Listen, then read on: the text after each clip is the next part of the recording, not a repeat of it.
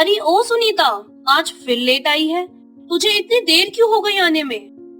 वो है ना मेम साहब, मुझे अपने पति को कंपनी में खाना देने जाना पड़ा तो थोड़ा लेट हो गई। आगे से ऐसा नहीं करूंगी।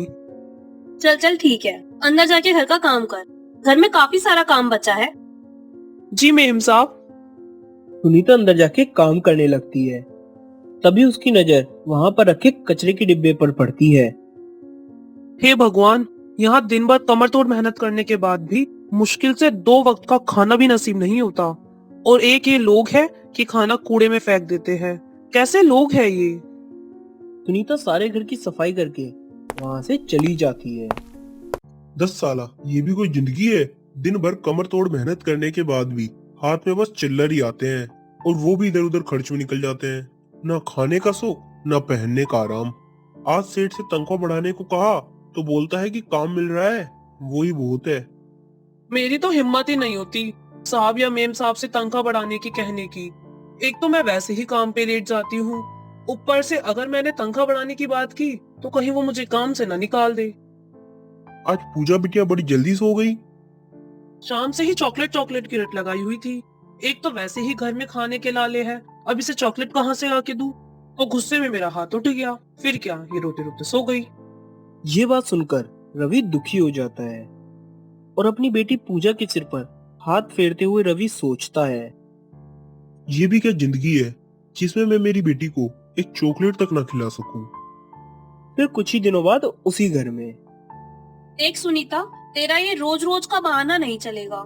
कभी तुझे अपने पति को खाना देना होता है और कभी तेरी बेटी बीमार होती है, और आज तू बोल रही कि तेरा पति बीमार है। अभी तो जा, खड़ी खड़ी मेरा मुंह मत देख और जाके काम कर। और अगर आगे से लेट हुई ना तो मैं तुझे काम से निकाल दूंगी। यहाँ पे कमी नहीं है तेरी जैसी नौकरानियों की। सुनीता चुपचाप अपने काम में लग जाती है। उस दिन वो सारा काम खत्म करने के बाद कोमल के पास आती है। मेम साहब, आपसे एक बात कहनी थी। बोलो सुनीता, क्या बात है? मेम साहब, आप ये जो खाना कचरे में फेंक देते हो ये मत कीजिए। ये बचा हुआ खाना मुझे दे दीजिए, इससे मैं अपने घर पे ले जाऊंगी। इससे खाना भी बर्बाद नहीं होगा और मेरे भी काम आ जाएगा।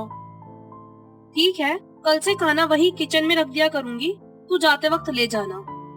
इसके बाद सुनीता रोज बचा हुआ खाना बांधकर घर ले जाया करती थी। एक दिन घर में कोमल और उसके पत्नी दोनों ही थे। तभी सुनीता पूरा काम खत्म करके खाना बांधकर वहां से चली जाती है। ये सुनीता रोज रोज क्या लेके जाती है? बचा हुआ खाना जो रोज कचरे में फेंका जाता था, इसने कहा था कि वो खाना मुझे दे दिया करना, तो बस वही लेके जाती है ये। वैसे आप क्यों पूछ रहे हो? मुझे तो कुछ और ही चक्कर लग रहा है। कहीं खाने की आड़ में घर से कुछ चुरा के तो नहीं लेके जाती? नहीं नहीं, ये ऐसी बिल्कुल नहीं है, और कुछ हो ना हो ये है बिल्कुल ईमानदार। अरे तुम्हें क्या पता, कहीं घर का कोई छोटा मोटा सामान तो चुरा के नहीं लेके जाती जिसका हमें ना पता हो। और वैसे भी हमारे घर में छोटे मोटे कीमती सामान काफी है। हाँ जी, आपकी बात तो बिल्कुल सही है, ये तो मैंने सोचा ही नहीं। अब क्या किया जाए? फिर अगले दिन सब काम हो गया मेम साहब, अब मैं चलती हूँ। दोनों पति पत्नी वहीं पे थे। दोनों ने आंखों आंखों में इशारा किया और सुनीता के पीछे चल दिए। आ गई क्या तुम? अब जल्दी से हमें कुछ खिला दो। सुबह से मैंने और पूजा ने कुछ भी नहीं खाया है। बाहर खड़े उसके साहब और मेन साहब जब वे देखते हैं तो उनकी आंखें नम हो जाती है। अरे साहब और मेम साहब, आप लोग यहाँ? हमें माफ कर दो सुनीता, किसी कारणवश हमने तुझ पे शक किया, लेकिन कभी तुमने बताया क्यों नहीं तुम्हारे घर की ये हालत है? मेम साहब, मैंने आपको ये बात बताई थी, लेकिन आप उस टाइम गुस्से में थी तो आपने ध्यान नहीं दिया। हमें माफ कर दो सुनीता, हमसे बहुत बड़ी भूल हो गई।